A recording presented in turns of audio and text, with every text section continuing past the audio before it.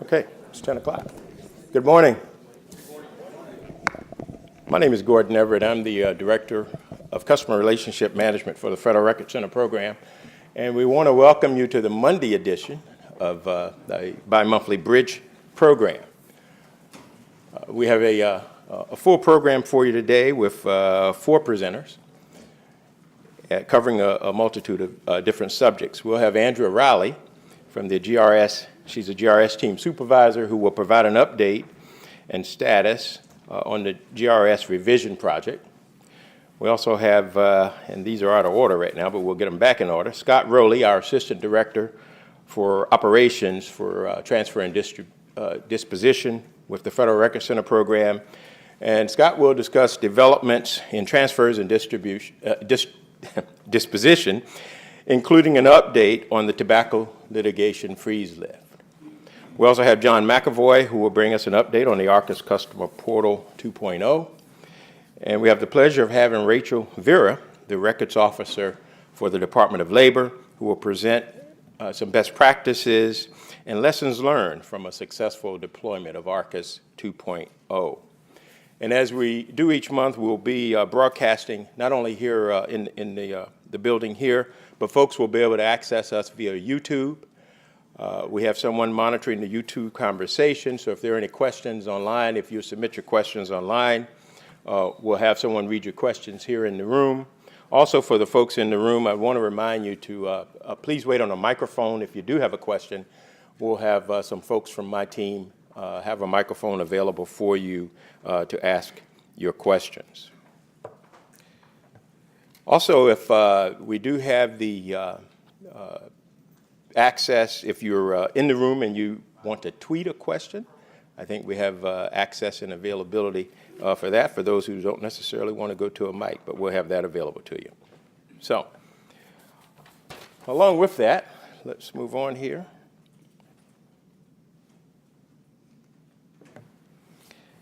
As we stated, here's our agenda for today in the order that we're going to present. Andrew O'Reilly will be on the phone with us. The other folks will be here in the center as they present their information. So good morning again, and we will get started with Andrea O'Reilly from the GRS, on the GRS revision project. Okay. Okay, can you hear me all right? Yeah, I think we need a little more volume.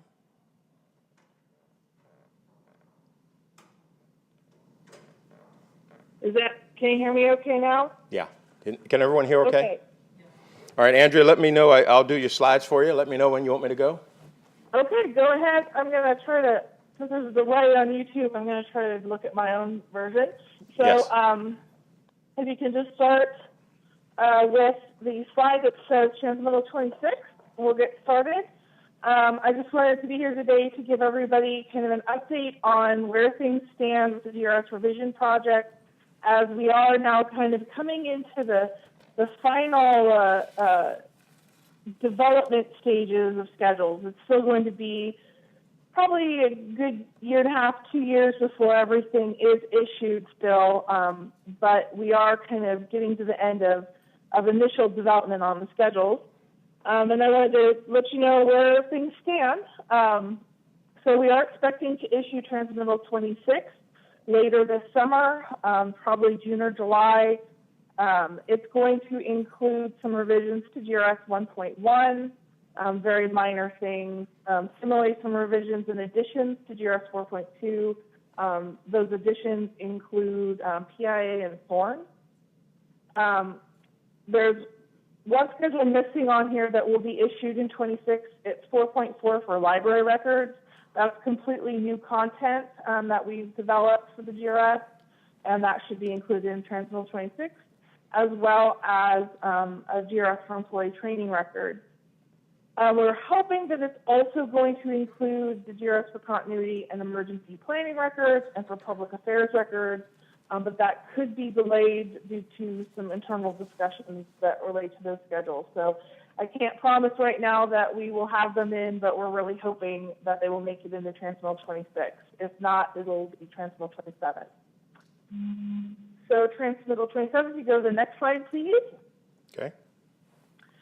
We actually think this might be issued as early 2017. The schedules are moving along quite well, so it may not be summer of 2017. We may be able to get these out sooner.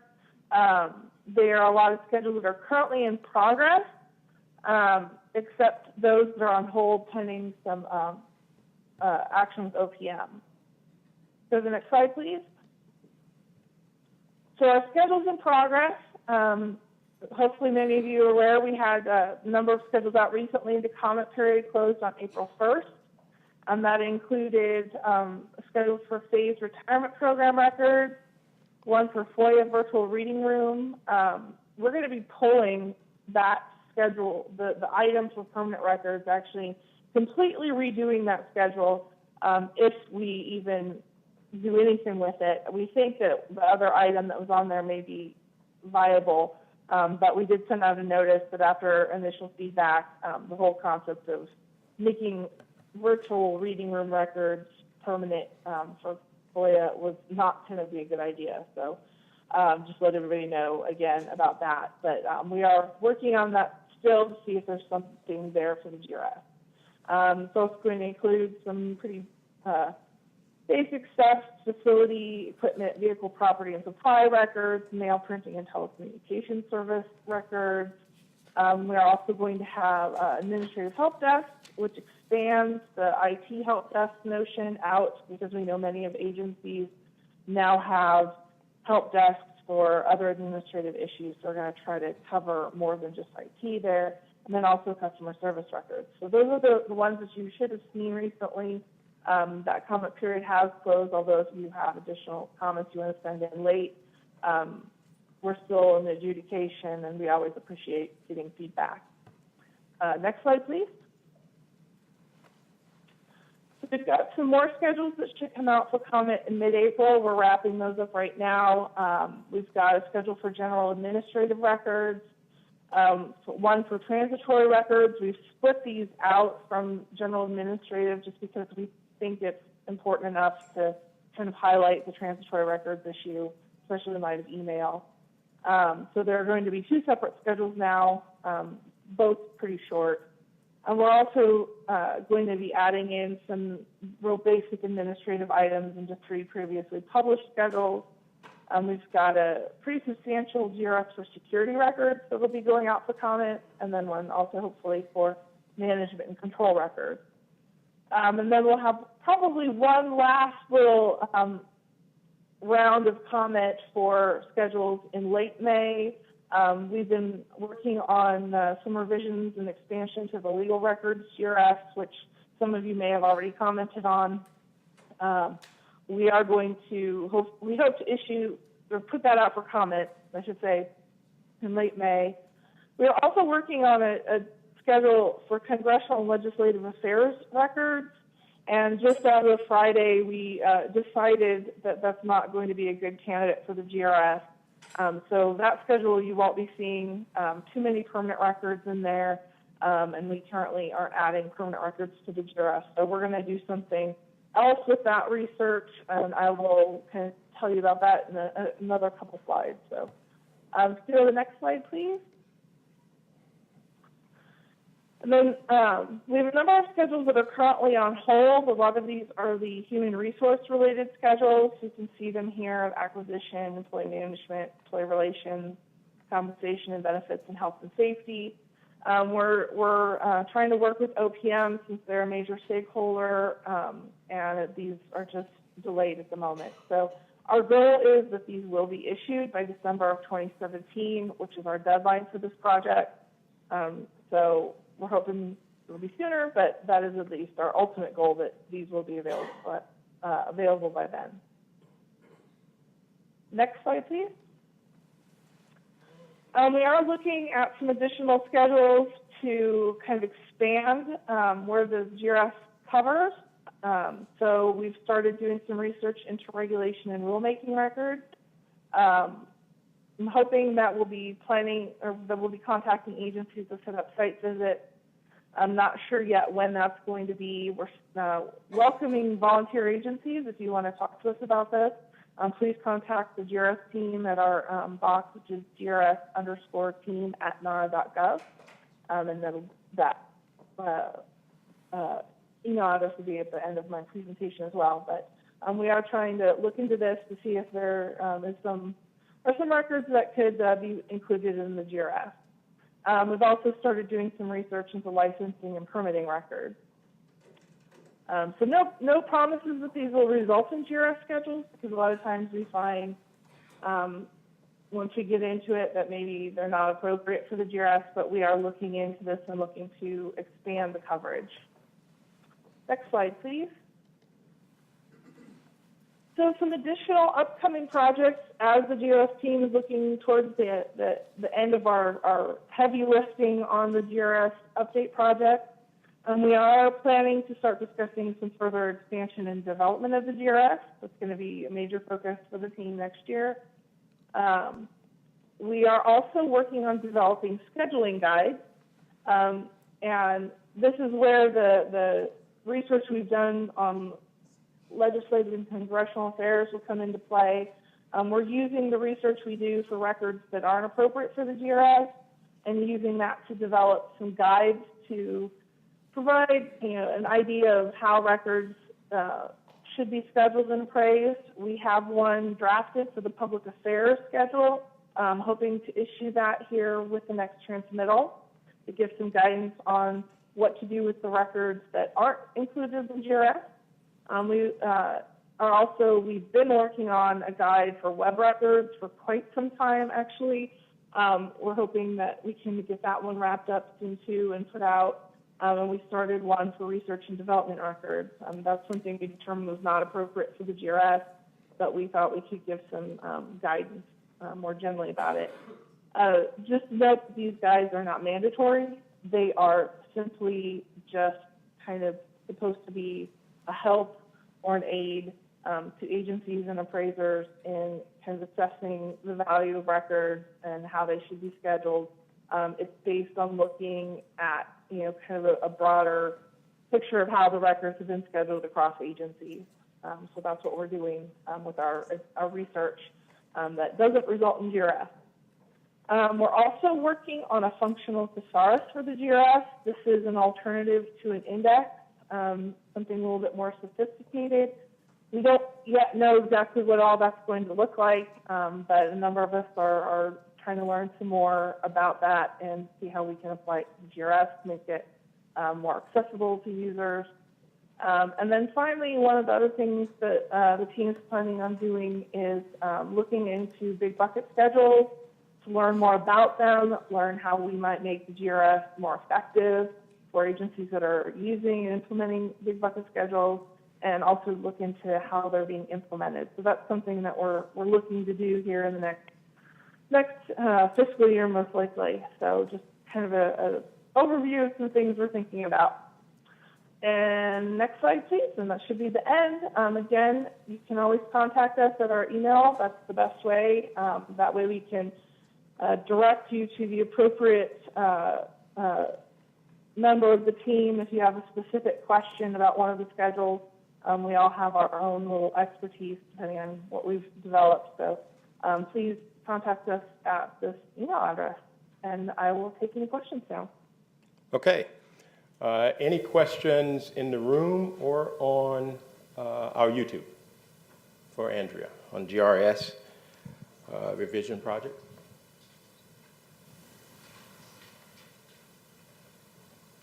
All right, none in the room. How about on YouTube, Art? Nothing so far.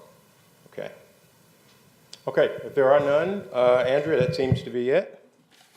Okay, well, thank you very much for the opportunity to share with you today. And again, please, contact us if you have any questions or thoughts that come up afterwards. Okay, thank you so much. Mm-hmm.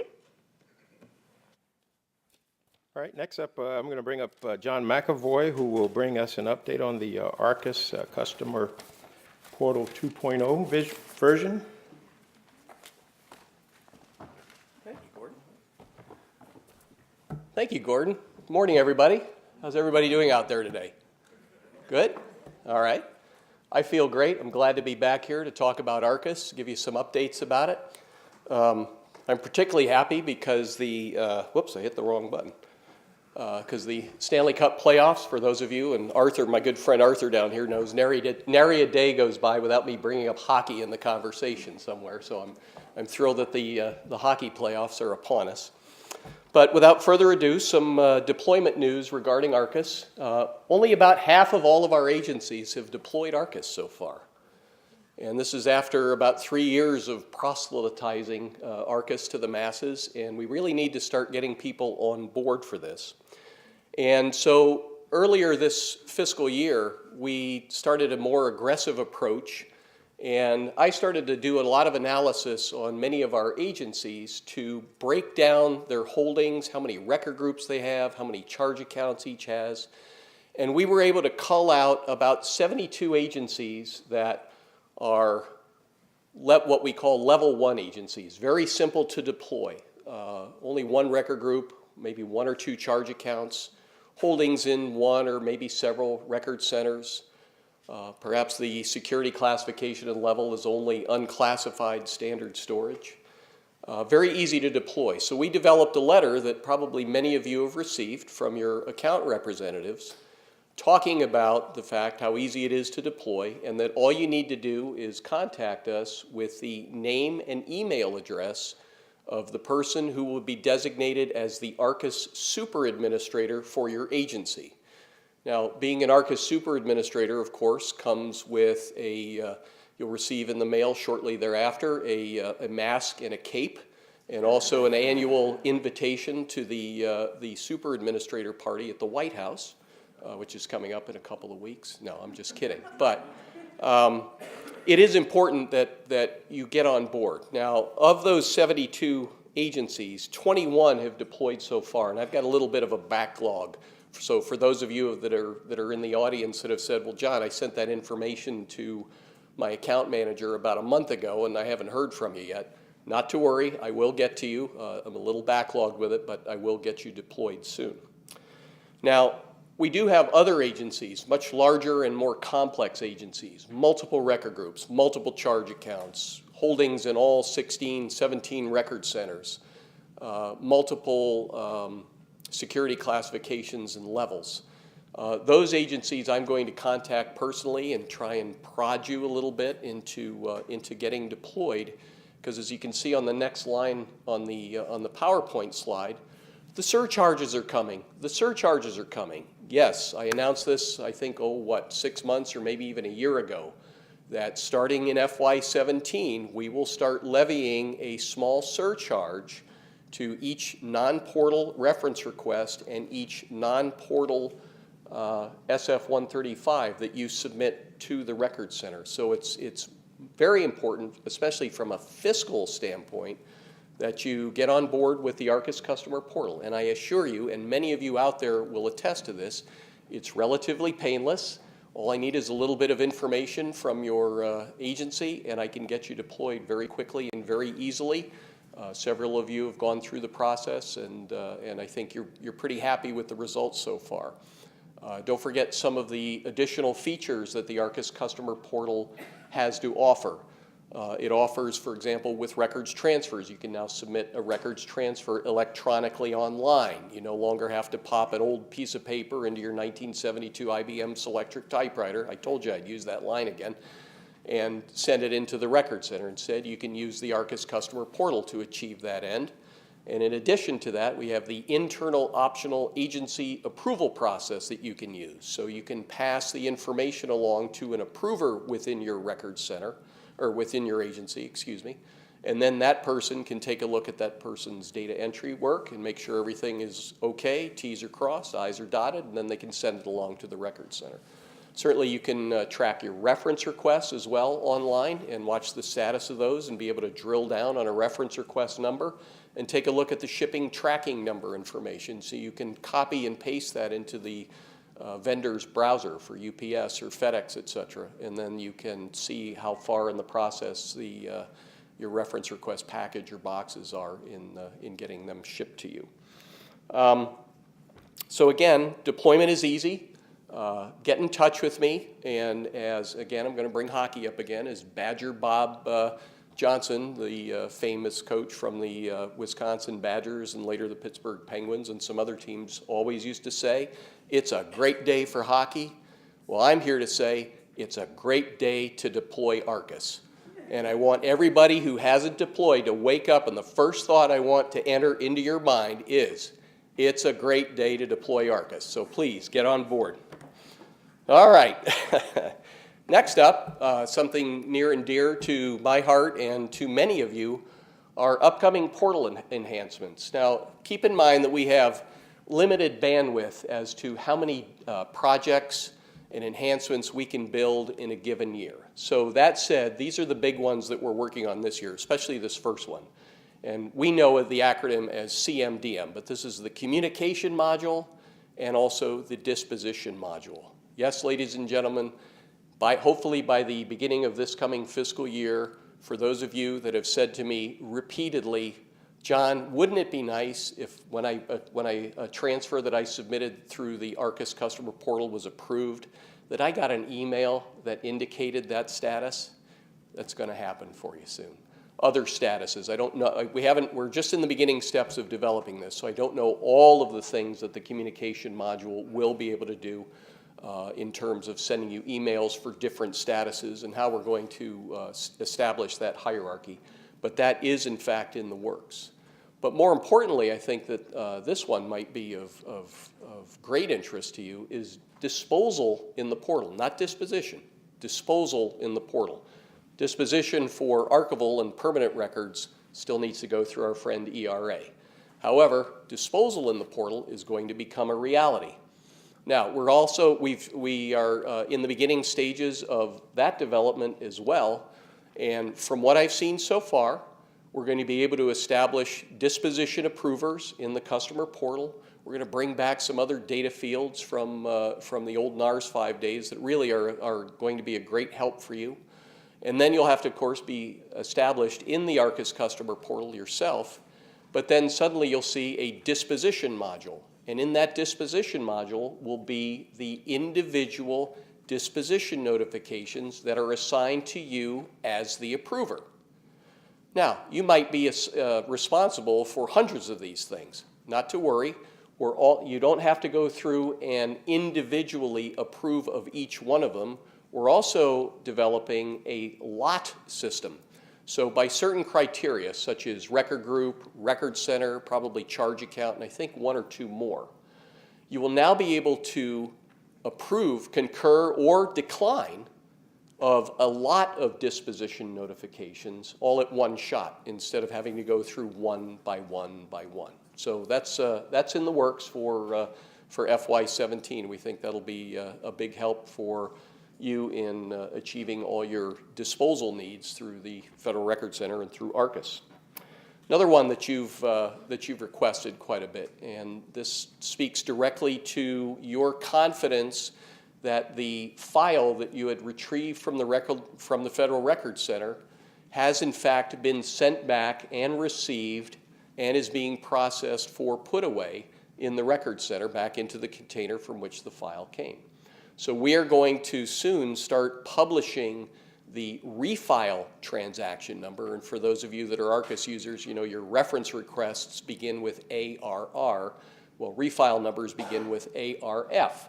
So once you send in a reference request for refiling, within a few days you'll start to see the refile transaction number that's associated with that file. So now you'll have a sense of confidence that we've actually received your file and we've done a good job of putting that file back into the box from whence it came.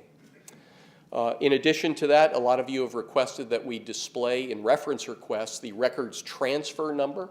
So that will be a reality now, and we think that will satisfy a lot of your requirements of us.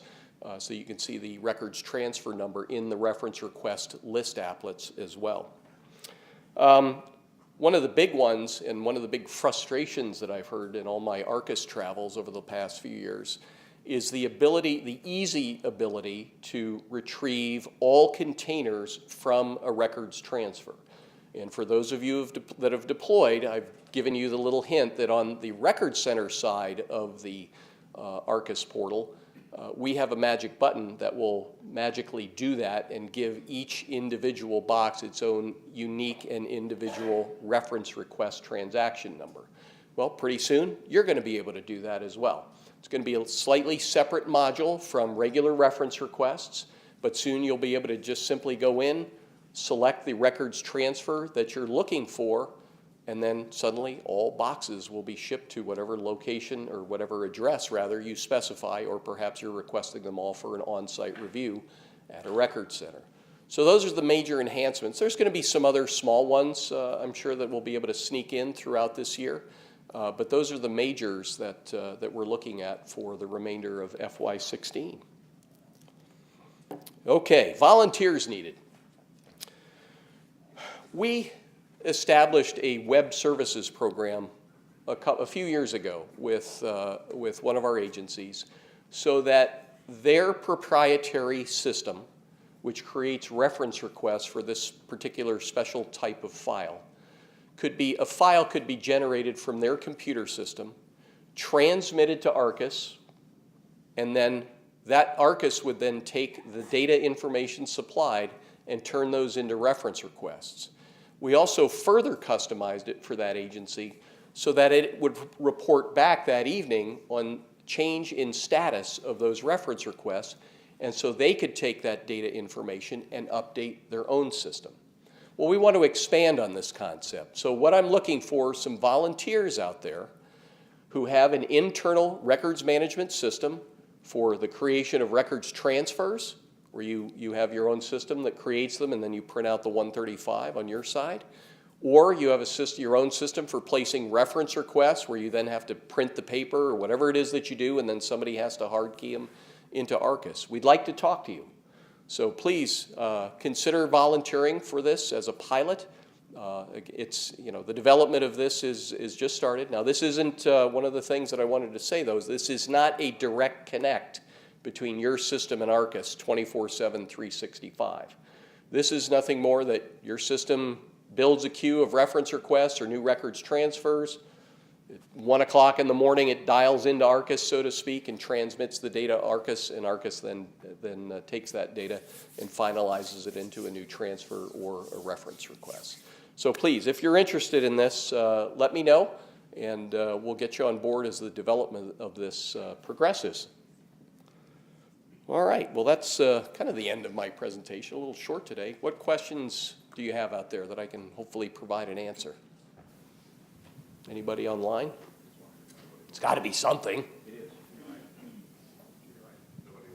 Oh, there we go. Actually, John, you know what? I do have something online. All right.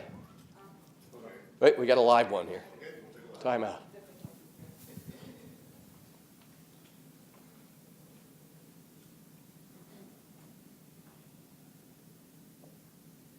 I just thought we would proceed as well.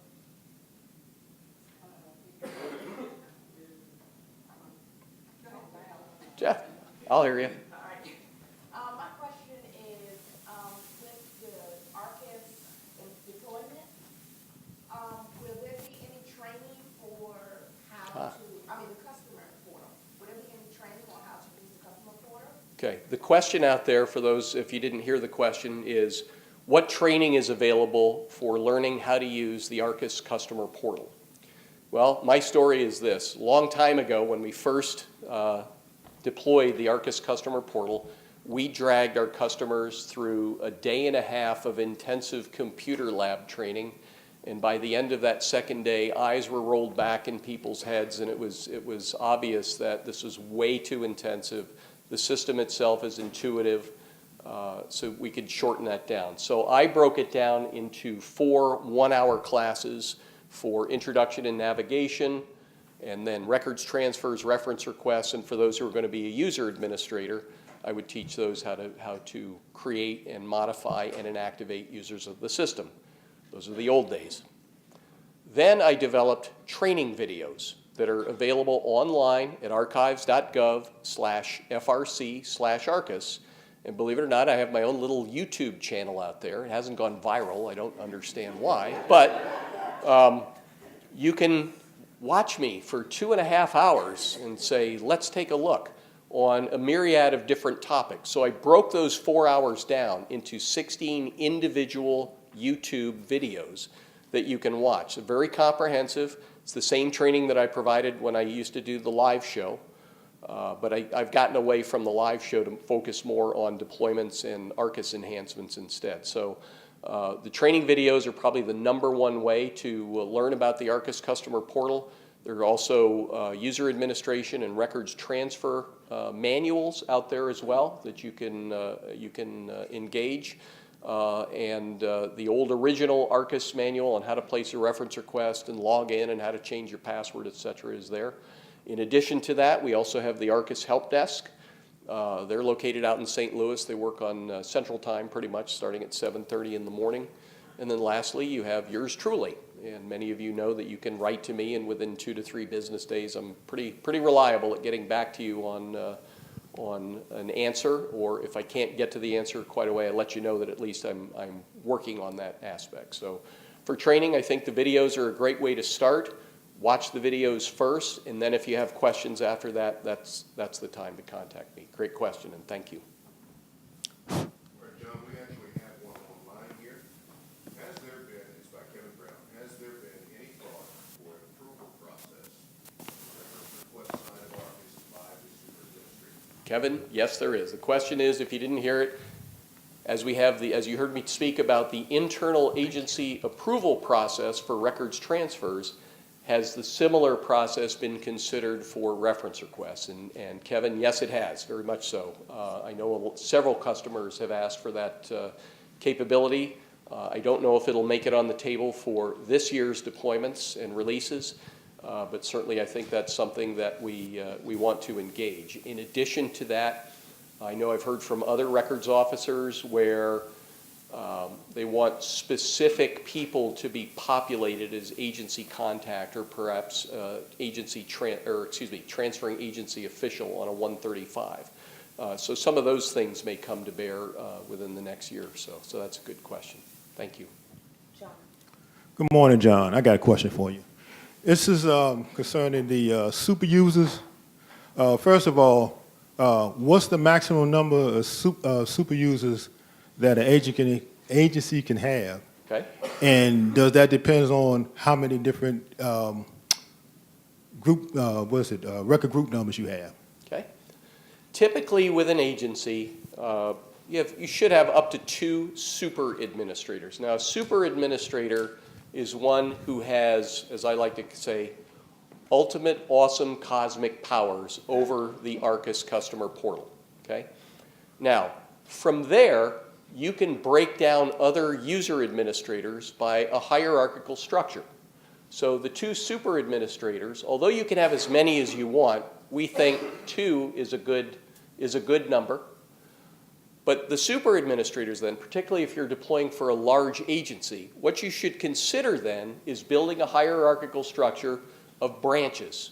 So you have the super branch at the top of the pyramid, the root level branch directly below it at level 2, and then, and I always use the Department of Justice as my example here, at level 3, DOJ created criminal division, civil division, this division, that division, and the other division.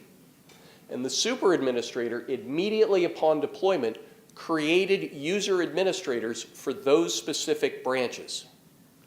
And what that does then is it allows that administrator to work on and be able to create, modify, and activate users for only their specific business operating unit. So, and then criminal division can't do anything with civil division. Same with civil division, they can't do anything with criminal division.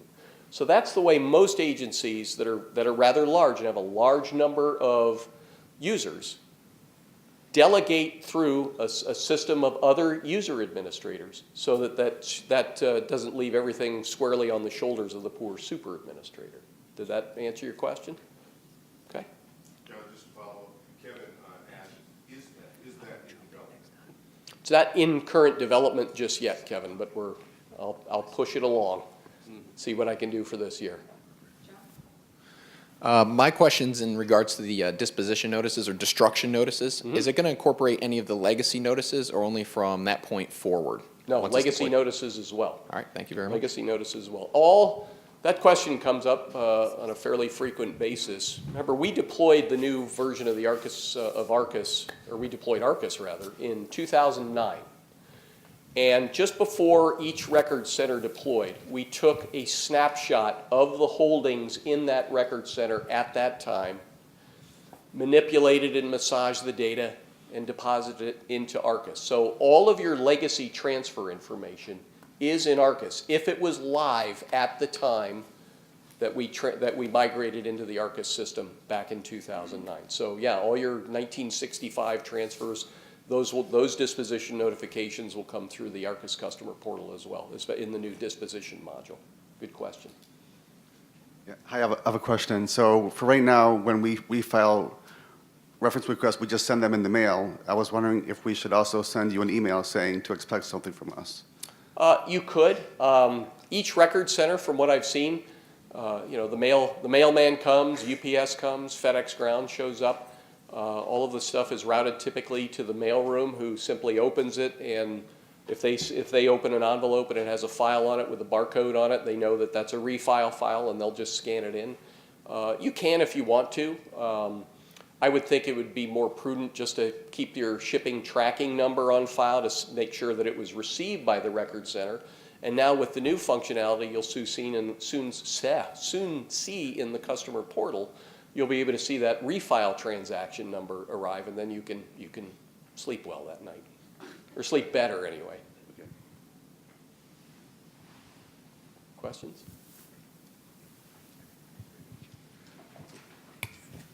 All right.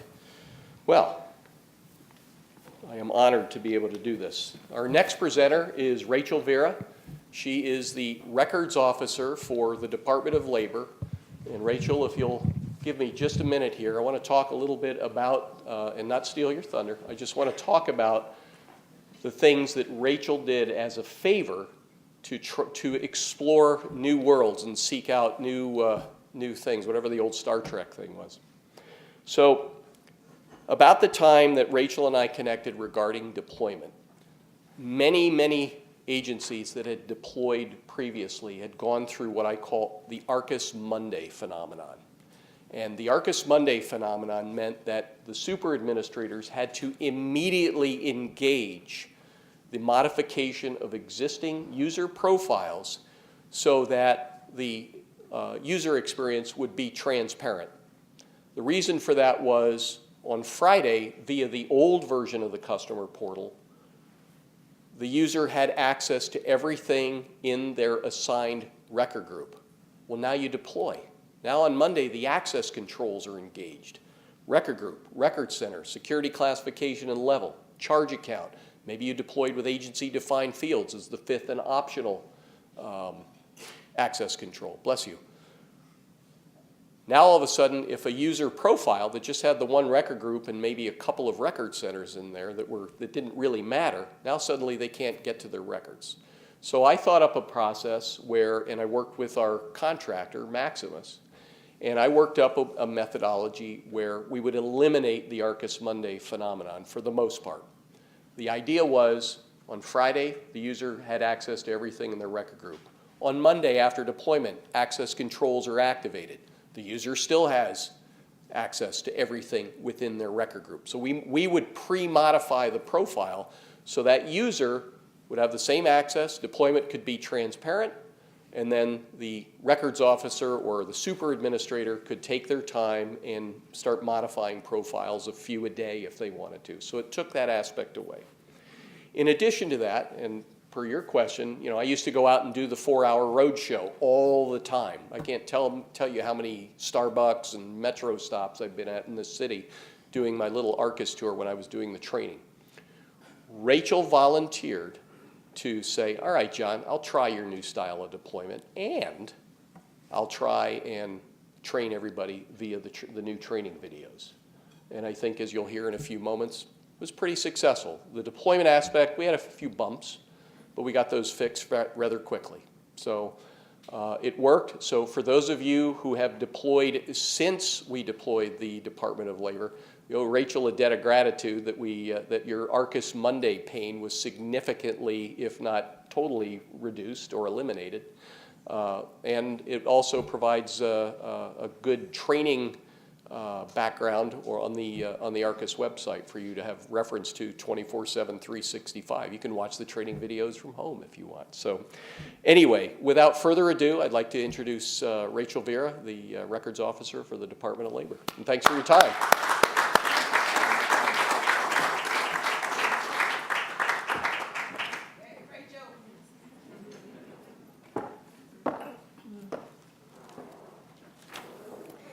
Good morning, and I'm Rachel Vera from the Department of Labor, as John introduced me. Also, I'm going to use the slides, not read off of them, but not read the slides, but read off of them. And I'm thinking I got this clicker, the right, yeah, okay. I did some quick slides just to address some of the important things that we went through deploying Arcus 2.0. And we had John come talk to our agency a couple of times. The first time was back in November 2012, and he gave us a spill of the new system. We had a lot of agencies pretty excited about going into something new, something better, something that's going to help us all. And we were all very happy about the roles and the access controls, especially that the system was going to provide to us in controlling and managing the transfer of our records. Unfortunately, on November 2012, the department was not ready to deploy. We had a lot of cleaning up to do. We have rather a large agency. We have about 24 agencies assigned with 13 record groups, 31 charge accounts back then, and we were using 16 of 17 record centers. We did store only unclassified information, and we had a tremendous number of contacts and users. Also a large number of record transfers with volume as well. And all of this information was mixed, not necessarily to fit to each agency specifically. So that was some work we had to do before we could move forward. So where we stood, as I mentioned, we had no control of our transfer requests. People were sending transfer requests directly from a center out in Mississippi straight to Atlanta. Sometimes they were sending it to San Francisco. These things we weren't seeing till the records were already in place, approved, and stored in a location that kind of made us scratch our head sometimes. Again, the shipments was not consistent with the authority. People were using just anything to send records, and they were getting received. So we had a lot of mixed records, inconsistent use of charge codes. Agencies were using other agencies' charge accounts, and again, people were paying for other people's records, and it was not pretty. So where we needed to go was control of who can review and approve and submit transfers. Again, align shipments with the corresponding authority and charge account codes as well. And again, how we were going to get there. Again, I didn't want to throw a system and end up in the same place I was, having people not know how to use the system and create more problems than help. So again, why Arcus? Needless to say, you know, the control, the security it provides, and who we give permission to send records, how to send them. Again, it eliminates the paper, and again, we go using electronic. It provides us a centralized record keeping system where I, as a super administrator with the powers, can see anybody in my agency. We get about over 16,000 employees. Imagine, we have quite a bit of transfers. And the best part is I get to see everything. When they start creating them, if they're using the correct authority, if they're using the right charge account, I can stop things immediately. Email or call the individual and bring them up to speed with the things they need to be doing. So before I gave everybody permission on using the system, we made it a requirement that everybody had to take training. Again, we were going to make sure that we could validate each individual was taking training, so we created some forms acknowledging that they had taken the modules required to give them the required access requested. Again, we wanted to make sure that before we gave anybody the keys to the car, they at least knew how to start it and how to get it moving. So this helped us address several parts of the modules of the system on how it was going to be used. They had the modules are very great. John, he did a great job. It's the show and tell. He's going through each module. It's step by step. You can't miss what's next. And again, the best part, you can repeat the module as many times as you need to till you get it. So we appointed administrators. We went over the forms on how the forms were going to fill out, what information went where. Actually, I modified each form to each agency and locked them with their record group and their charge account. That way they could share the same form within the agency.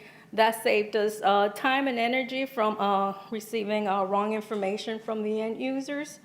And again, we also had the training form listing the 16 modules. All my administrators, which currently we have between 60 and 80 administrators, helping us run this records transfer and reference system.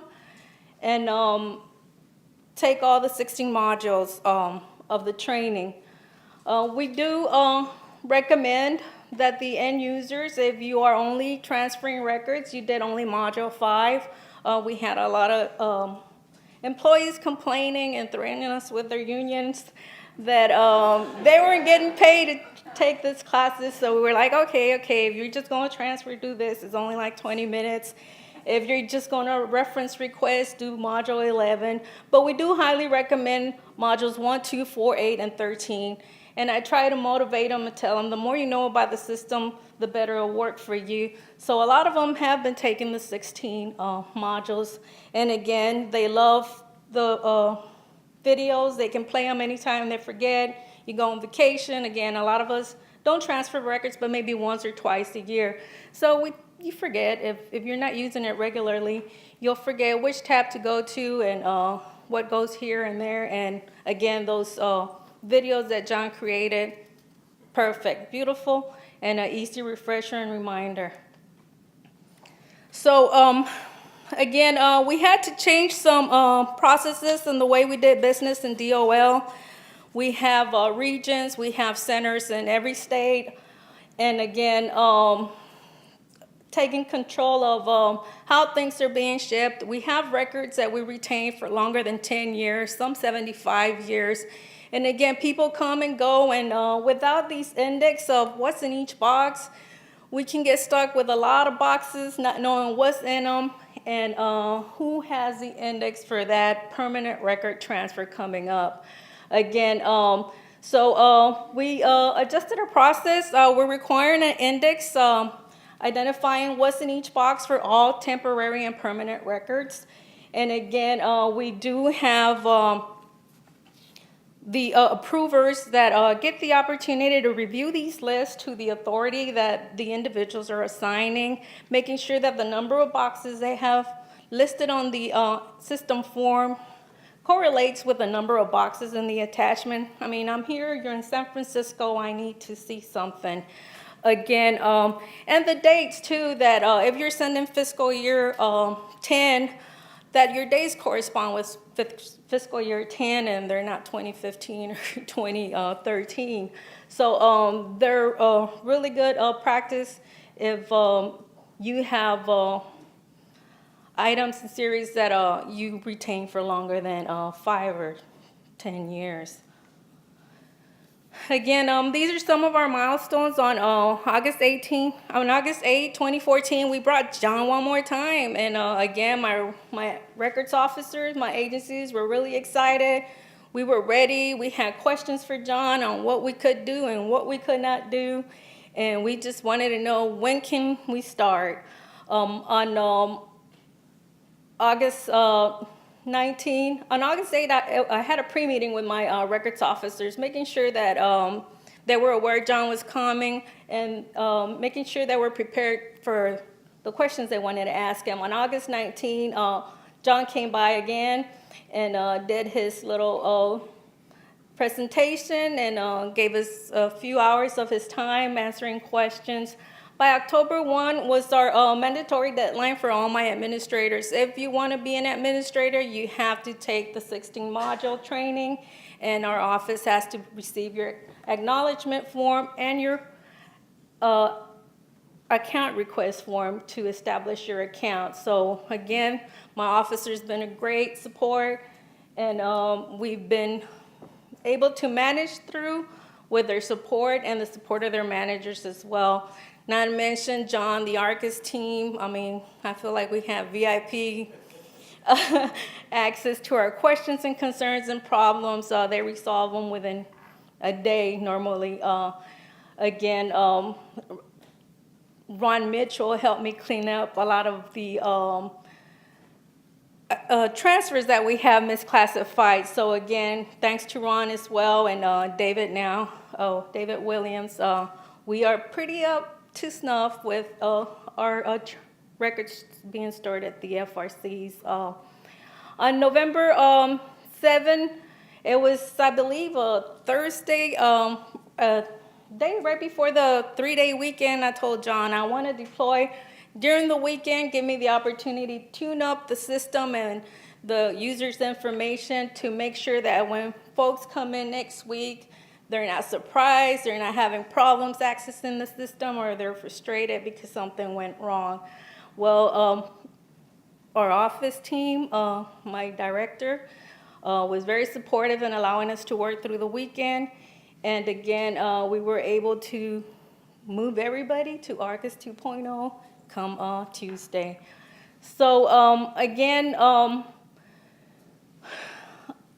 we went portal only on March the 1st, 2015. We talked to John, we talked to Scott, making sure that the FRCs would support our decision of going portal only. The FRCs are not to receive any standard form 135s, nothing that doesn't come through the system. This will ensure all the information and data is coordinated accordingly through our offices and approvers. And again, it's been working really good.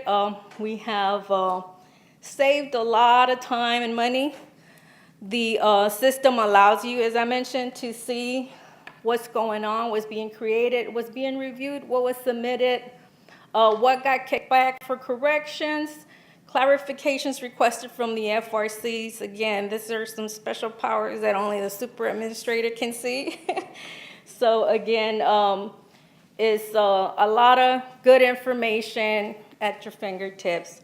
The most important thing is real-time information. So some of the lessons learned is communication is the key. You have to take the time to talk to your folks, know what their problems are. Again, not everybody is computer literate, and you have to work and find workarounds to make it easy on these individuals. Again, communicating with the system administrators, you have to talk the language, system compatibilities. We did a lot of screen prints to send to John and his folks down there to help us, to help them understand what we were seeing and where the errors were generated. Again, we did a complete transfer request before selecting approver. We found out that if you don't fill out the request, you cannot find the selecting approver. Of course, you know, every approver has privileges to either a certain FRC or classified or unclassified records. And all this ties to the request. If you don't put in that information in, the system will not know what a list of approvers to populate. Again, we cannot attach an index to the request unless we hit continue. And records temporarily requested for reference. Again, John just addressed this problem. Is going to be available here in the near future. And Arcus is not used at this moment to transfer requests related to OPS and EMF records. Again, transfer requests for corrections and approvals. The system is very good in doing that. And Level 4 branching is best for larger agencies, as John was addressing earlier. We have several agencies that are very large, and the agencies have broken down their branch to further branches below them, appointing additional administrators. That narrows the scope of view that these individuals have, leaving it to the regions and their records only. Again, daily reviews save you time and money, letting you know who's doing the right thing, who needs help or additional training. And that is pretty much it.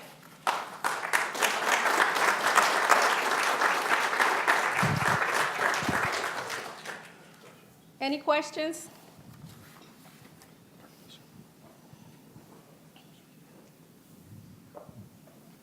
Hello, my name's Teresa, Citizenship Immigration Services. In regards to the SF, reviewing the SF 135, can you view the box list in Arcus as you? Yes, ma'am. You can actually download the attachments or view them online to see what's in each box, considering they have attached one. You can also notice when they haven't attached the attachment. I think it supports Word, Excel, and PDF, the different type of formats of attachments that can be included. Okay, thank you. Oh, I do have one. Hi, I have one thing about attaching files. If you have a classified transfer, you can't attach anything to them. That is true. There you go. Right, our department don't have classified records. This is more for John.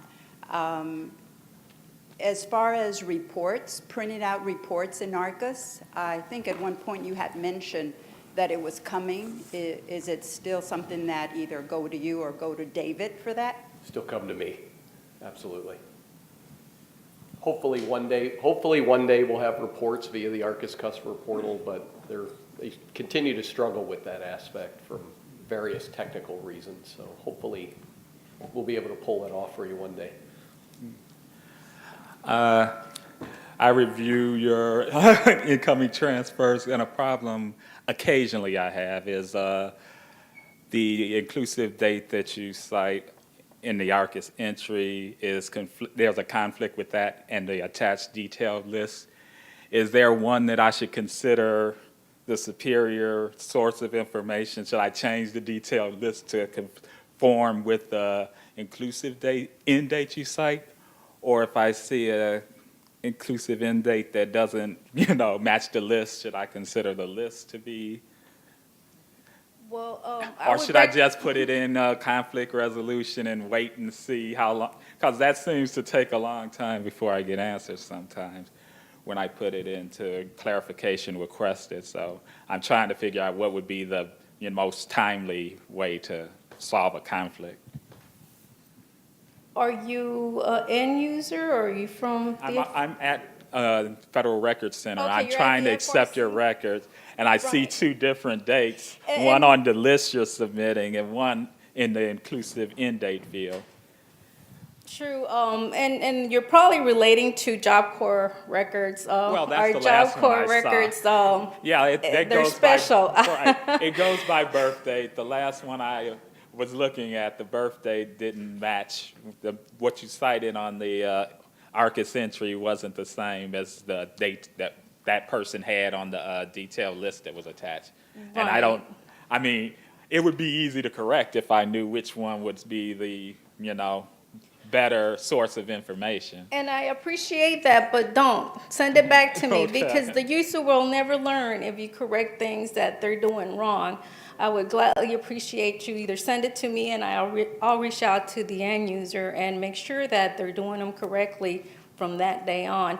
But yes, those records are they're unique. Yes.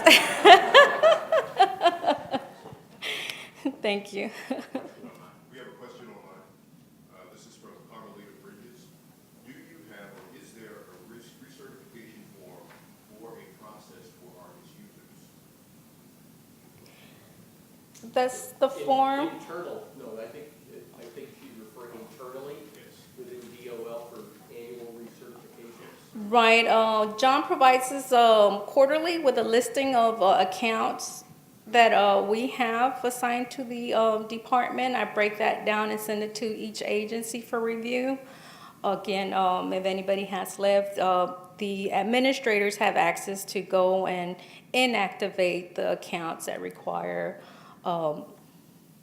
being closed. And again, if there are any users that are there that they did not create, they normally reach out to them to make sure that the training was completed, and they provide them with the form that is required to ensure that they have been trained. Hi. I have a question. This is regarding refiles. I just want a clarification. You were saying that you don't process the refile in Arcus, so that means when you send it back, once it's, I guess, re-entered into the system, it'll just show up in Arcus saying that it's been re-entered, and you get some kind of notification? Not quite. A reference request goes through a specific set of statuses, and one that is successfully located and shipped to you has a status of shipped. And the status of that reference request remains shipped for eternity. Sorry.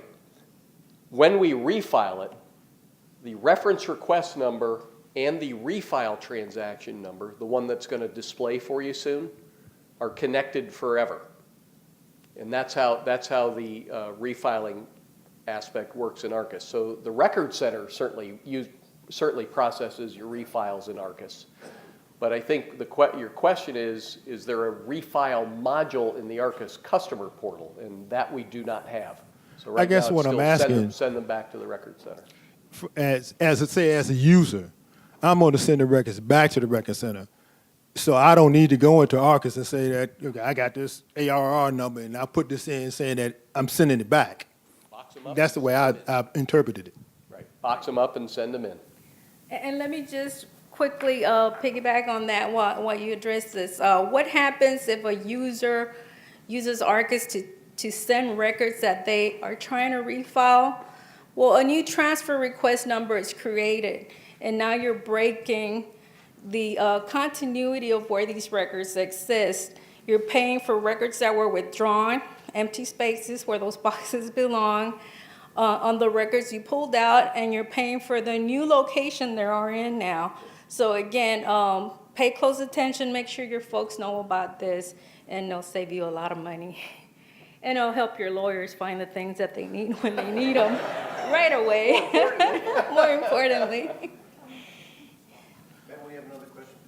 It's not really a question, it's more of a comment that was made earlier on the forms, ARCIS forms issue.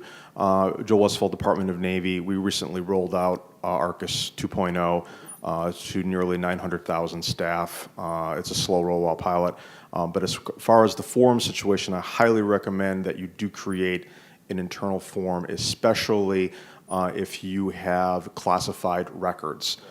We have, as you can well imagine, a lot of classified collections within the Department of Navy, and we've added in a lot of security protocols to make sure that anybody in ARCIS, because there are different levels of ARCIS with regard to classified records, secret, top secret, SCI, you really have to have an internal control mechanism.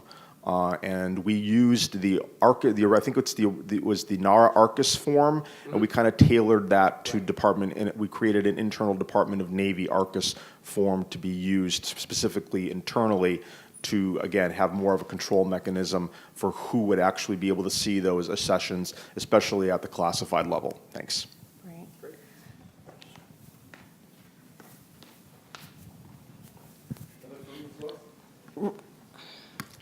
Rachel, I'm sorry, go ahead. No, you go ahead.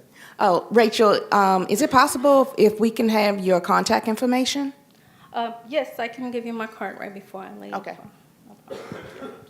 Just a quick comment about the request and refile. The Record Center labels the outgoing request with a barcode, and when it's returned, that barcode is scanned so it matches the request that goes out to refile and the request.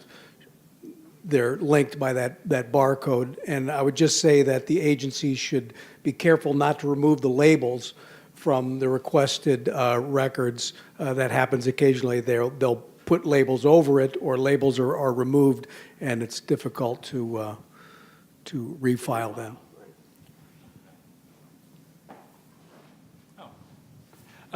Just a quick clarification. If we have a problem with something that comes from your agency, would you prefer us to go directly to you, or because usually I would just contact the person who created it or who's in the agency contacts? So would you want to go to you? Please send it to me. Because sometimes your name right isn't on the agency. form or on the entry. I'm just making sure. I don't want to bother you with something if you don't. Right. No, and it's no bother, really. I'm always eager to help our folks and make sure that they're not only getting something saying this is wrong and how to fix it, but it helps me modify my training as well, our regulations and policies and procedures that we have coming up on what information, is being rejected most of the time, and emphasize on those areas as well to help them. Again, if I don't know, I can't help you. So it's always good for you guys. I try to make it easy for everybody. Just send it to me. And we have 24 agencies. Our records officers are retiring. I don't know why they're trying to leave me.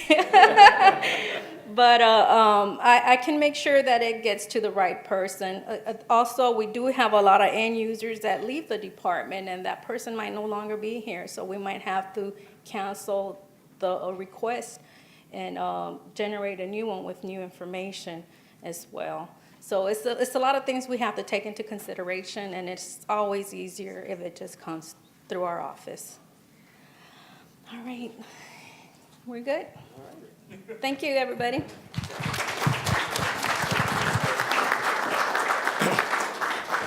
Thank you, Rachel, and I think Rachel will be here until the end of the program if you have some other questions or want to catch her. And Scott Rowley's going to be up next. We have a number of folks from his team with us today, so that's where you see some of the subject matter experts in the room who engage directly with some of our agencies. So we'll bring Scott Rowley up. He's Assistant Director for Operations for Transfer and Disposition. And Scott will talk about the developments around T&D, including an update on the tobacco litigation freeze lift. Scott?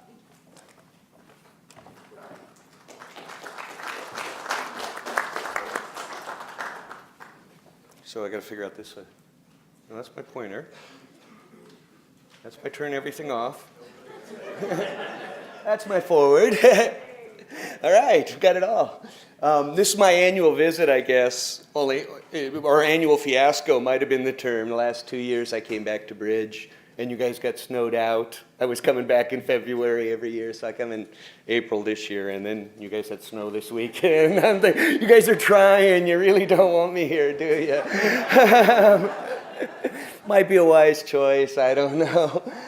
Anyway, as Gordon mentioned, this is the FRC Love Fest today, by the way, anyway, or Hate Fest or whatever it'll turn out to be. But we do have a lot of people in town. I've been doing this job now for 3 or 4 years. I run the transfer and disposition part of ARCUS, which is really kind of making sure the data is coming in correctly and the data is going out correctly. And you can never get it perfect. You're always working all the time. My goal is always to get neater and neater piles of unsolved problems and things we're trying to work out. There's always outlier transfers out there. That's why some of the stuff Rachel was talking about is so important, because it's an act of transparency, and we'll be talking about the agency disposition profile in a bit. But we want to share our data with you. We want our data to be perfect. Remember, the record centers have been taking records since before World War II, in essence, or they were created during World War II and got predecessor records. Our NARS 5 system, the first computerized system we had, was 1976.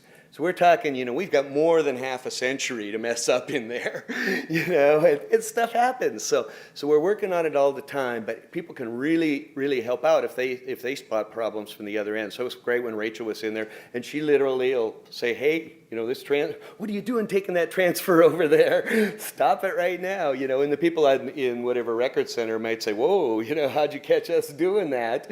But it's kind of fun. It's like, okay, stop. And the other thing it's a two-way street. It takes two to tango too. If we take in a transfer that's wrong, it's because it started on your side wrong, probably. We both had to make an error for it to get in there wrong.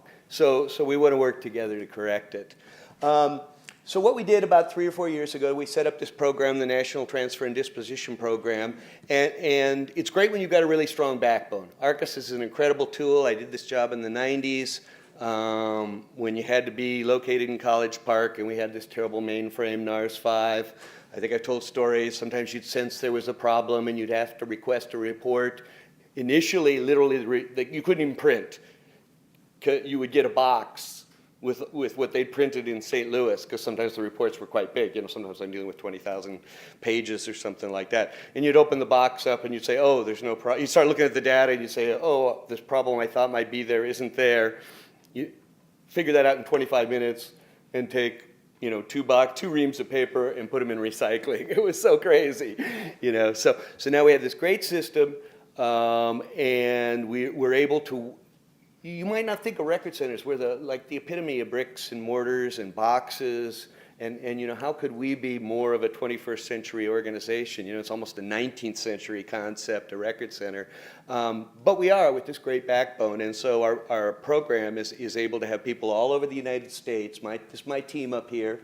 Most of them are here in the room. So Mike's flying right now, but Stephanie Montgomery, Sylvia Arguello, Catherine Nolan, Patrick Weigel, and Russell Loisel, if you would. Stand up, let everybody see you.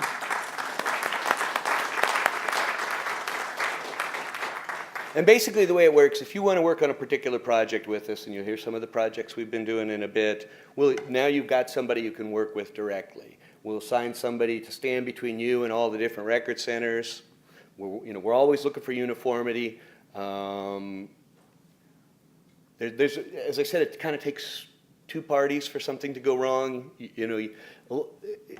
There's a sort of inherent tension between centralization and decentralization, and when you have a nice strong backbone, you tend towards being able to support centralization better. Because when you're dealing, people don't know what they don't know, so when you're dealing at a local level, some things could go wrong, but you deal with a national level, we can see it all, we can straighten people out. We think that's the benefit we're bringing to the team here. So it's us at the top. We do projects, we assist, we oversee. We're constantly trying to clean up the data.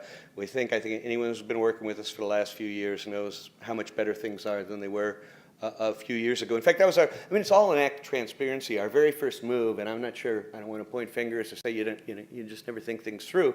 But originally when I came on 4 years ago, the different record centers couldn't see each other's data. It was all stovepiped. So that was our first move, was open the data up to ourselves so we could, you don't know what you don't know. Well, that's going to continue if you can't see what other people are doing. So we opened up the data to everybody else. That helped us improve our data a lot. And now, we're inviting you inside the portal. We're inviting you to see our data and continue to improve it. So disposal in the portal is going to be great.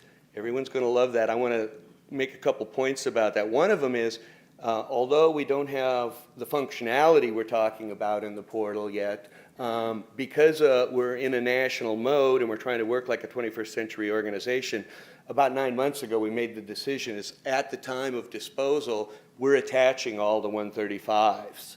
And so even if you're at this point in the portal for reference in 135s, it can support you in disposal.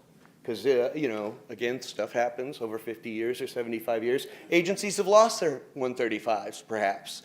And then they come to us and they ask for a copy and so forth. Well, this way you can go online, see if there's an attachment there, pull it right up. Maybe the 135 will have enough information there for you to make a disposal decision without, even worse, trying to find where the box list might be within your agency.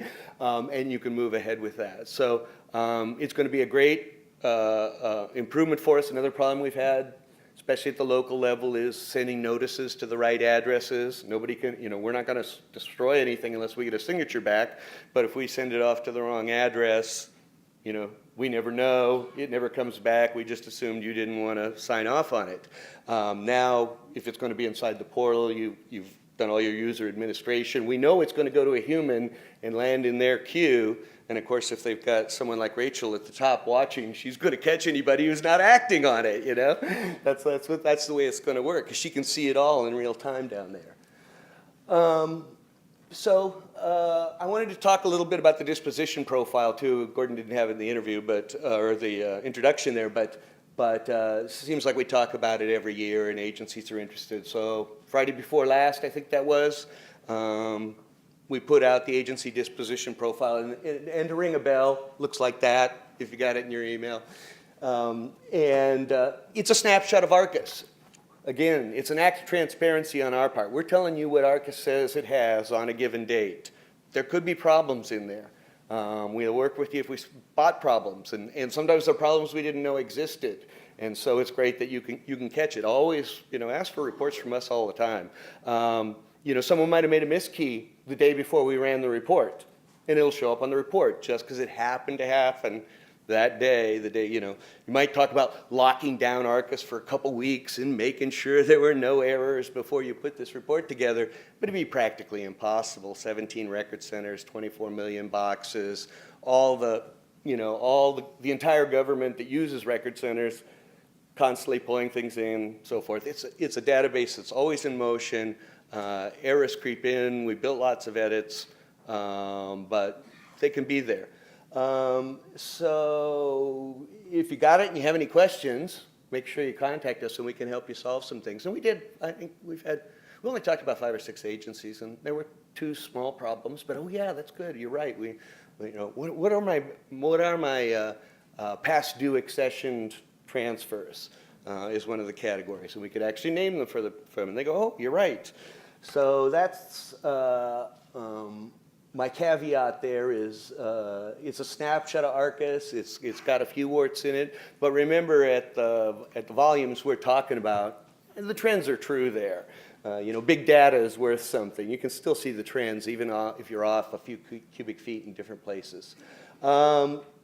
We added some information on TIL, the tobacco industry litigation. I'll show you that in a second.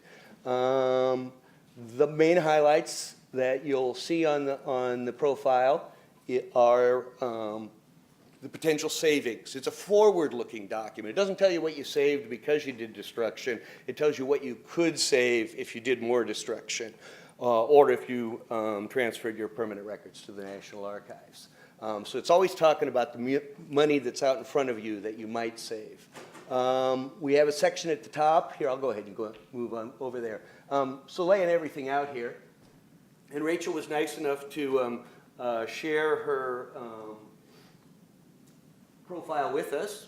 And some of you may know you might get a single-page profile if you're basically only responsible for one record group. But if you're a department head or a records officer for an entire department, then you'll get a summary page and every individual record group that you're responsible for thereafter. So Rachel's at the department level. So this is all her different record groups rolled up at the top level. And you can see some of the action that's going on there and some of what's being said here. So I wanted to point out we have unscheduled records and pending, deferred, and other records. Unscheduled records, we took a lot of time to try and clean this up, especially because of Goal 2.5 in the Managing Government Records Directive. We think this is a pretty accurate number. A couple years ago, we came in and told you how we'd moved a bunch of stuff to other nice, neat piles.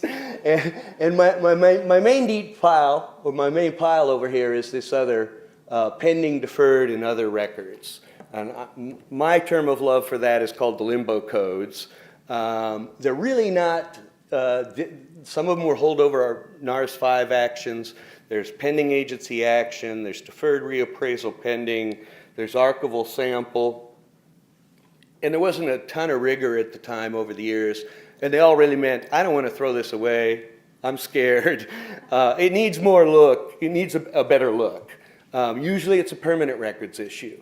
Now we're sort of coding it all pending agency action. And I think where we're going to get these to better, neater piles is doing, stronger inventories of why these things were deferred and developing a whole more codes so we can track it and get these piles even neater still.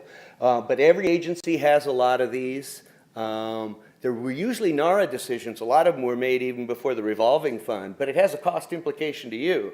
If NARA says, oh, I'm afraid to throw this stuff out and puts it on deferred reappraisal pending, you're going to pay the shelving until the whole thing's solved. And so it's a good thing to be aware of that one. Then as I said, the whole thing's really about money here. So usually at the top here we have, and this was the first big section we wanted everyone to be aware of, records past due for disposition. So that number there is the number of boxes that are past their disposal date, and if you signed off on them, you could start saving this amount of money here. And the way this works is, it costs about $5 to do a destruction, costs about $2.50 to store a box for a year. So by the third year, you start making profit. And Rachel actually tackled her TIL records very aggressively, and you can see that down here at the bottom. And they went from They essentially destroyed over 100,000 boxes of records right there at Till. They had 132,000 were destroyed, and we have 11,000 that are out there pending an answer from Department of Labor, and that's in cubic feet. And so 132,000 at $2.50 a box after the third year in savings. So she's saving her agency probably about $300,000 a year. That's a pretty good number. You can go to your bosses and point that out there. So these two areas that are really kind of showing that for you. Up here is your normal disposal, what you could do about that. And down here is your till disposal. And I'll talk a little bit more about the till plan in a bit, but this is really fresh data because we just first started destroying records in July. So we're just about at the 1 year mark on till. And so you can really kind of tell what your offices have been doing on that line, Rachel's got some pretty good numbers here, but if you went down and you could see, well, oops, I'm sorry. I've done that a few times now, haven't I? She can see what each of her record groups did for results here. And so she can tell that, for instance, and this probably wouldn't surprise anyone, the Office of Workmen's Compensation Programs has a lot of records, people claiming workmen's comp. And they did a lot of the hard work of destroying that till stuff. I'm so sorry. They did a lot of that hard work. You can see they were a huge portion of that right there. And she could check another record group and another agency and say, oh, they're kind of a little slow on their approvals. Of course, when she's in ARCUS and when there's reporting, she'll be able to do that as well. So that's our form here. At the bottom, you can see the future disposition. It'll tell you what's coming up in the next 2 years, so you can plan budgetarily. So if you took this number down here, that number there, and that number up there, you could say, and my goal is to destroy everything that's past due, that's roughly how much money I'd need to do that. I'd have to have somebody, if I'm going to go out and push that for my agency, we got to be able to pay for it as well. So another good reason for knowing your form and using it for planning. A few words about till then. So the freeze was lifted in late calendar year 2014.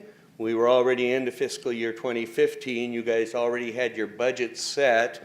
So what we told you, what we told you there was, we will start sending some of the notices in the July cycle at our most critically filled centers, but essentially beginning in the October cycle in your next fiscal year, we're going to send you the largest transfers, and if you'll sign off on those, that'll make the biggest impact for you dollar-wise, and it'll make the biggest impact for the government dollar-wise and space-wise as well. And this was if we didn't hear otherwise from you. Many of you, like Department of Labor and a lot of other agencies, came to us, said, this is the money we have, this is the plan we want to do. We want to do it in 2 years, we want to do it in 1 year. We don't have any money, we don't want to do it this year. But if we didn't hear from you, this is the way we were going to go with it. So you can kind of see the outcome there. We originally had 2.2 million feet in the game. It's down to 1.9 million feet that's in the game because of some other freezes came on, and 130,000 transfers. And here at the end now of the first year, pretty much, we've reviewed 1.2 million cubic feet, and between that, 600,000 of it you guys haven't answered, but 600,000 of it we've either got an approval or we've actually destroyed it. So, if you think of a record center as 1 million Bach feet, and that's a smallish record center, we've emptied out half a record center on this project so far. And if we get answers from you, we'll empty out another half a record center. And so at 1.2 million feet addressed out of 1.9 million total up here, we're well over 50% of the way on a 3-year project. And the hard part of us, and the way the disposal's working is really these, we have to do almost as much review for a 1 box transfer as a very large transfer. So we have lots of small transfers out there we want to look at still in the future. We had the largest size transfers last October, 60 cubic feet and above. And then if you've seen more till disposal the rest of the year, it's been small transfers, small volume transfers to eat into this backlog. We're going to follow that pattern again next year. So the next disposal, you got a bunch of disposal notices for July very recently, but around July for the October disposal cycle, the first one of fiscal year 2017, those will be volume transfers between 20 and 59 cubic feet. And in the scheme of things, there's more of those transfers out there than there were the really, really large ones. So it's going to be another chance to sign off on a lot of disposal. It's going to mean, if you do sign off on it, a big hit on your budget, because they're large volume transfers, $5 a box destruction. But it'll be early in the fiscal year, so you'll see it happening. You'll know how much you've spent already, and the volumes that'll be coming your way later in the year will be much smaller, because there'll be smaller transfers. So a way to kind of keep moving on the project, but help you guys control your budget at the same time. Again, I stress though, if you have the money, if you want to do something different, talk to your account manager. We can go at it, lots of different ways.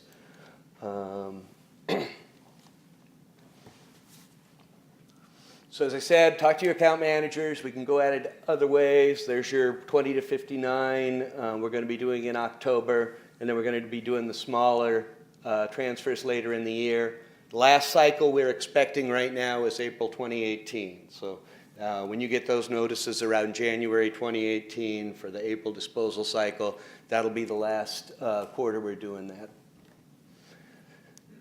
So what did that mean? Now, one of the things I probably should go back and point out here, this is actually not a great, when you think about it, we've destroyed 600,000 and we're waiting for answers on 600,000. So, we're only getting about a 50% response rate.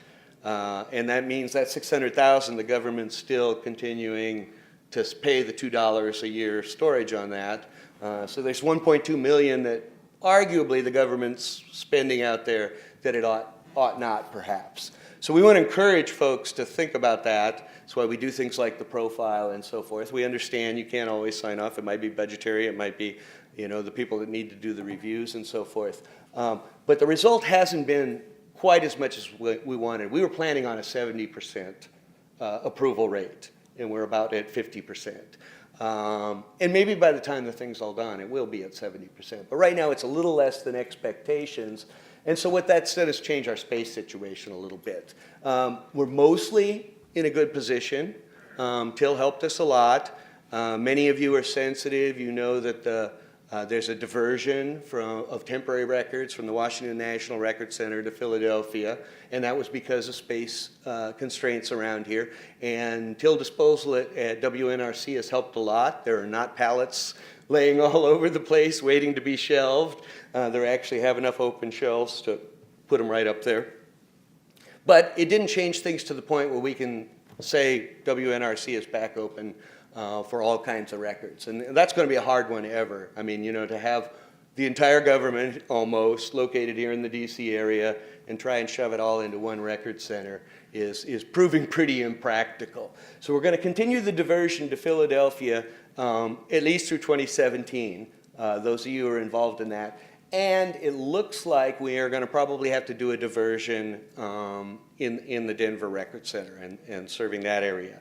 So there'll be a letter on July 1st, roughly, that Gordon's team from your account managers are going to say what's going on with space. So you can plan, if we do anything in Denver, it wouldn't start till October 1st, so you get 90 days notice.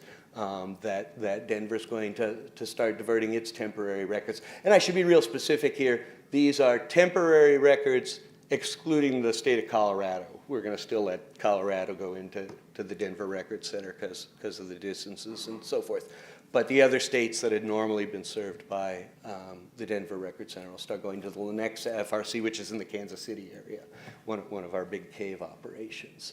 I think through the profile, through other measures, we've got agencies aware. I think they are signing off on disposal more quickly than and in greater percentages than they used to. And they're also paying more attention to freezes. So some of the other big freezes besides tobacco that are out there, we're starting to hear some motion on. But I'm not sure whether they'll make a ton of space difference because In many cases, these were records that really lent themselves to palletized disposal when they were frozen. So we've already shipped them off, and they're stacked in pallets in the Midwest, and they're not really on our normal shelf space. So the fact that some of these freezes might get lifted will improve our pallet storage space capacity, but it won't really improve our shelf space capacity. So I think we're where we're at for a while. So I think that's mostly what I have here today. I can take questions and anything. It's a good part about going last. Oops, got one down there. What's the GRF Sir. freeze? Oh, the question is, what's the GRF freeze? It's a specific agency freeze that's a Department of Agriculture essentially wanted to hold off a bit on till disposal and get their money in order and their processes in order. They have lots and lots of very small offices, so they have lots and lots of very small transfers in our system. So essentially, it's a subset of till. We sort of set this aside till the agency could come up with a plan. It's like, we'll do whatever you want. They said, well, we want to wait a little bit. But it was great. You might have noticed that was about a quarter of the total number of transfers we had under till. But it wouldn't surprise you that Department of Agriculture would have the most records frozen under the tobacco litigation freeze. At least you could kind of see the link there. Some of the records that were frozen. So, other questions? We have a question online. Kevin Brown, when your group has identified records that can be destroyed, will your group send out the NA 1301s, 1001s disposal forms? Okay, a few things. We have a quarterly disposal process, and so we can predict ahead what's going to happen there. And normally the local record centers will send out the NA forms 13,001. But one thing our group's done and is working with a number of agencies, again, if it works for their plan and for their needs, because they're reviewing so many, well, you've got 30,000 transfers, I'm going to send you 13,001s, and I want you to get a wet signature on every one of them. First off, we don't require a wet signature to do disposal. And working with the agency records officers, if it fits their needs, we have started giving them spreadsheets where, here's your 30,000 transfers on this spreadsheet. You add a column telling us which ones you approve and another column saying which ones you don't approve. And so that's helped a lot. So our team, that's where my team mostly works, is like working directly with the records officers who want to have a project kind of like that. One thing that's going to be interesting in the portal, many of you are in ERA and will know this, because we do have a lot of backlog, that one line on the profile. And right now we're just dealing with our current quarters and till. We're not sending you backlog stuff unless you come to us and say you want to have a project. Most of that backlog stuff, we've presumably sent you a disposal notice at least once, if not more times, without a response. So we're just not touching that right now unless an agency comes to us. But we decided to set up the portal similar to ERA. In ERA, you can propose a permanent records transfer to NARA even though it's not been in the annual move if it's past due, if you want to get it off your books. So that's going to be a process we hope to have in disposal in the portal, is an agency says, I want to deal with my backlog, or I want to deal with my backlog in these 4 locations. You can propose those back to us through the portal, and then that'll result in either, well, it's not going to be a 13,001 anymore. It's going to be something in your queue in the portal. So that's going to be good. It'll be more of a two-way street on disposal. You won't just be waiting for us to push notices out to you, but you could actually push work you wanted us to do towards us in the portal. Question. With the records diversion, let's say you have agencies that are in close proximity to the record centers. Now, their records are being sent out of state. Then that's going to put an additional cost on those agencies to get their records, because now where they could probably carrier to get their records, now they got their records shipped out of state. Does the agency incur that cost, or could the agency work with the record center that's have records shipped from wherever you sent them to where they can do something like that so they don't have to incur that cost? And correct me if I'm wrong, I'm not a super expert on the diversion from Suitland to Philadelphia, the Washington National Record Center. But my understanding is they've set it up so you can send the records to them and they'll get the records up to Philadelphia. And so we're covering that cost for the agencies.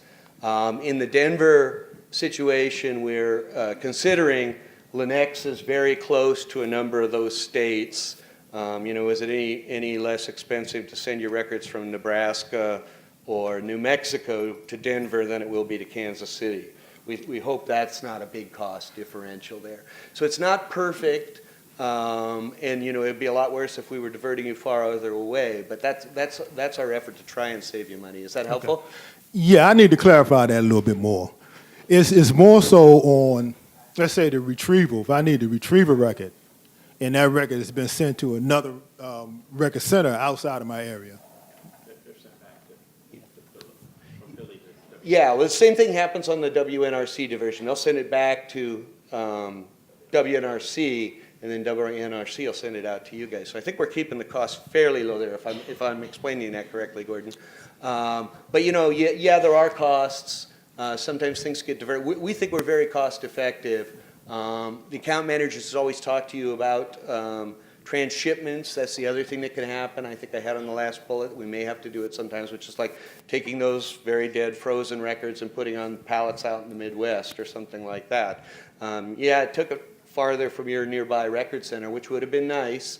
But one reason we're putting them on pallets in the middle of the Midwest is our determination that the reference rate is super low on them, and they're really only being kept here for litigation purposes or something like that. We wouldn't want to destroy the record. So when we choose to move records elsewhere, we try and do as much calculating as we can to keep the costs down.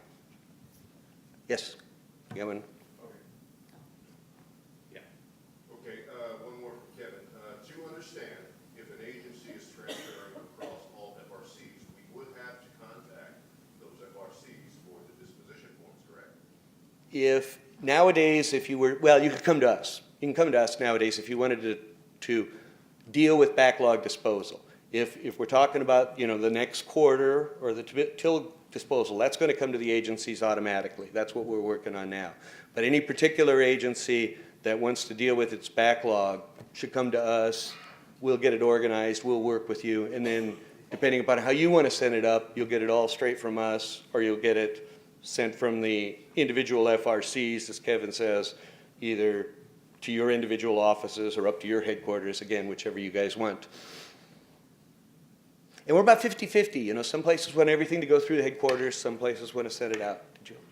I have two questions. The first question is, would you happen to have the contact for the transfer and disposition for the Philadelphia Federal Record Center?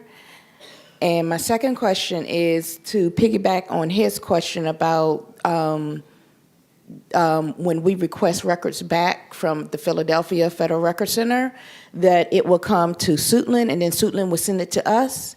I work for Small Business Administration, and we do have our records going to Philadelphia. So when we request records, they're coming straight from Philadelphia to us. Yeah, that's what I thought on that. Yeah, on the reference request, and that probably would cost you a couple days to go through Suitland anyway. Okay. So yeah, I think that's correct. And I don't, it's on archives.gov FRC. I want to say it's philadelphia.transfer@nara.gov, but I'm not. I might have my period wrong or something like that. So. Other questions? Nope. Sorry. Kathy's at WNRC. She'll give us the last word. Yeah, it's Kathy O'Connor from WNRC, and when you return your material that you request from Philly, just send it to WNRC. We put it on the truck that's going up there. We'll return it. You don't have to spend money from your agency mailing it back to them. If it's easier just to bring it to us and drop it off or mail it to us or whatever, we'll get it to them.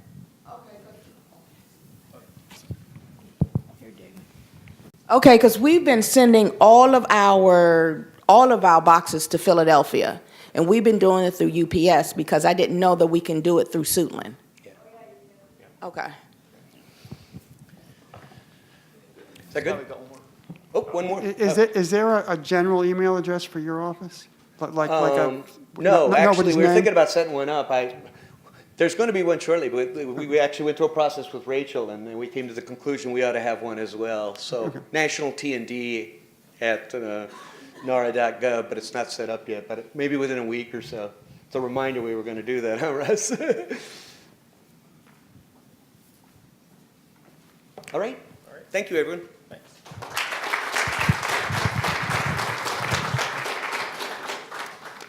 Just want to remind everyone, it's really just Denver and WNRC where some of those space issues are. We still have space across the country. So if you have records sitting in offices or in your facilities and you need to reduce your footprint, we do have space available. So I wanted to make sure everybody understand there is space for us to store your records, and you can talk to any one of your account managers and we can take care of that for you. We've come to the end of the program, but I wanted to remind you today appraisal teams 2 and 4 will meet right after lunch. What room are they meeting in? What's your room? The Jefferson room. Okay, appraisal teams 2 and 4 will meet along with the FRC account managers and the record successioning staff for those teams will be available after lunch. Dave, you got a question? I think it's actually in the Washington room. In the Washington room. Okay. That's where we were this morning? Yes. All right. So that's the program for today. We thank everyone for coming out. And again, at 1 o'clock, appraisal teams 2 and 4. Thank you very much.